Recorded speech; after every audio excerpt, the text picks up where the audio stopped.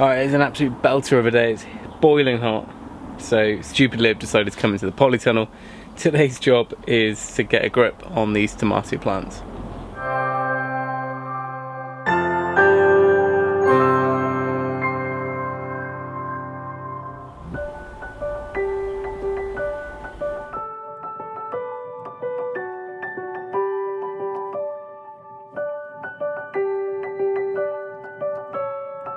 So we've got about 16 plants in the end, 3 cucumber and the rest are tomatoes, and they're all in those 30-litre buckets, the planters. So one problem we've got is I don't really want to use canes, like bamboo canes, or not tall ones anyway, just because of the polythene. There's a bit of a risk of, you know, jabbing them or just, you know, scraping and making a dent. So rather than that, I'm going to use strings, and I've done this before. Outside when we were at our old house, again with tomatoes, but this is kind of a tried and tested way, and I think it's used in industry as well as you know, people's back gardens. So rather than using canes for them to grow up, you grow them up string or twine. So I've done one side. I'm going to show you how I did it by installing the other side now for these 8 tomatoes. So the timber I'm using is actually cladding. I didn't have anything else that was that length. It's a 3.6 metre tunnel, and I wanted to do it in one stretch. So rather than, I haven't got any bars at the right place. My bar is on the side in this tunnel, which would be too low. So I've put this along, screwed it into the door frame, and although it's a fairly thin piece of timber, it's quite wide. So I'm pretty confident that it's going to hold the weight. So you can see these ones are all looking fine now. And they are, you know, holding up their own weight to a certain extent, but growing up on these twines. And I've done it in a way that I can tighten and loosen them at the top. These are the buckets we're using. Like I said, they're 30-litre, and they've got handles on the side. And where that's going to be helpful is I can tie our twine to those before we come across and up. They don't actually need to be taut at the bottom, but it's good to tether them to something, so that's quite handy. Otherwise you could just drive a little stake in. So first job is to cut another one of those horizontal beams from that cladding, and then we'll get that fixed up to the door frames.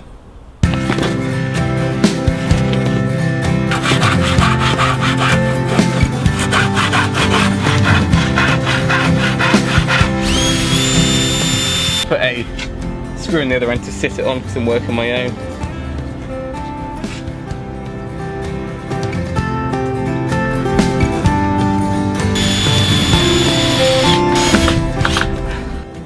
Good, so that's a couple of short deck screws in each end to hold it up, and like I said, that will hold the weight, I'm sure.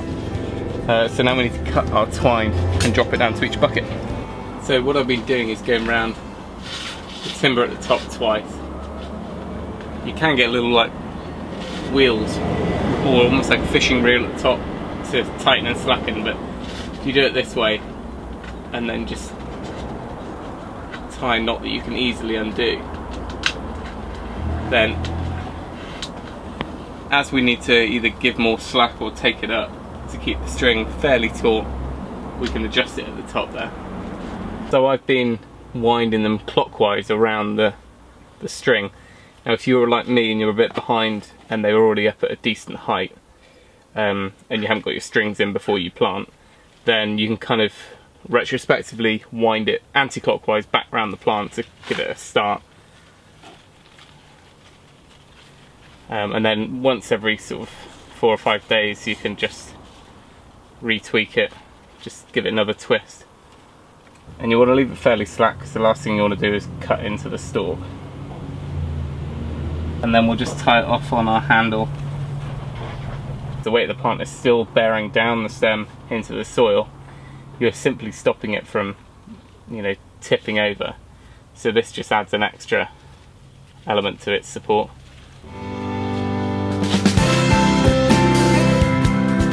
You'll have to excuse the helicopters. We're on the flight path to Glastonbury Festival, so all the helicopters fly in with their pop stars and superstars for 1 week a year.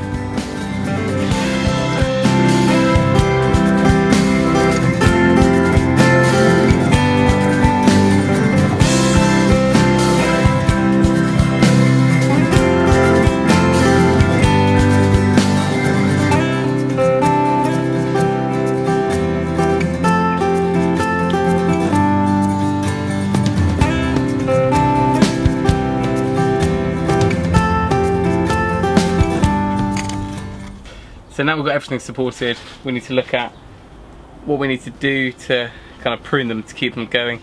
And this is something I remember from when I was a boy, my granddad showing me. Basically, if you get them young enough, you can do it by hand. Some of these I've left this side again to kind of demo, and they're a bit too big, so I'm gonna have to snip some of them. But if you keep on top of it, it's a really easy sort of every few days, just walk through as you're watering and just pick them off. So I'm going to give you a few close-ups and show you what I'm talking about.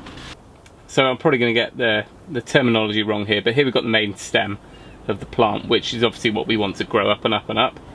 And then the branches come off pretty much at 90 degrees perpendicular to the vertical stem. And this is the one we don't want. This is kind of shooting off to the side, and it's basically trying to create a new plant, and it's going to take a lot of the energy away from the plant. So these are the ones we want to nip out to force the plant to keep growing up.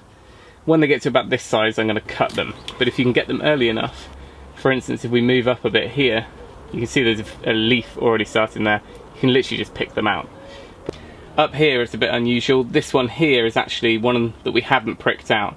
Well, we haven't snapped off. So this is our main stem. So rather than continue with this one off, all the growth is here, the flowers are here, and the new growth. So we're going to have to cut that one, and hopefully the plant will correct itself and we can keep winding up and around, and that'll be just a slow process, so I don't want to damage the stem, but it should straighten itself out. So again, I'm just going to go through any of those 45 degrees coming off the elbow, they're all going.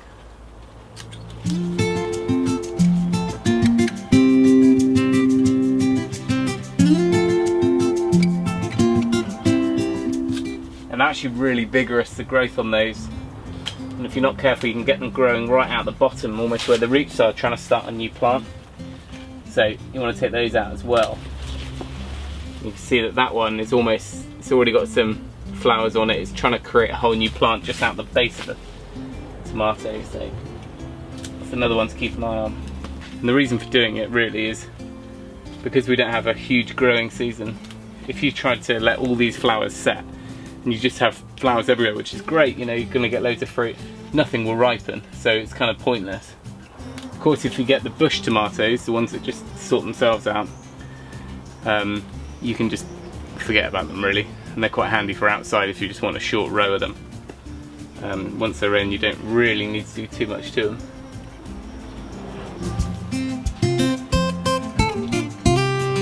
Tomatoes are back on schedule, I think. There's a few outside, we ended up with a bumper crop, so we had spare plants, they're outside. I need to do the same to them now and build a support. But all these are up to scratch now, so we've got them all supported. You do have to be fairly ruthless. You know, it seems a bit odd cutting off new growth, cutting off flowers, which could be potentially fruit, but if you want stuff to ripen and you want good healthy plants, you've got to do it, you've got to thin them out. And actually, when we get to a decent height and the fruit's all set on there, we'll start removing more and more of these lower branches to make sure the sunlight's getting to those. And because I'm going to be planting herbs and salad crops in the tubs with them, I want to make sure light gets down to those as well. And the cucumbers are really flying along now. There's loads of fruit already set on there, so looking forward to those. But I'll give you a proper roundup of the whole garden in the next few days. We've also got new chicks, ducklings and things like that, so there's plenty going on. So we'll give you an update then, but apart from that, thanks for watching and we'll see you next time.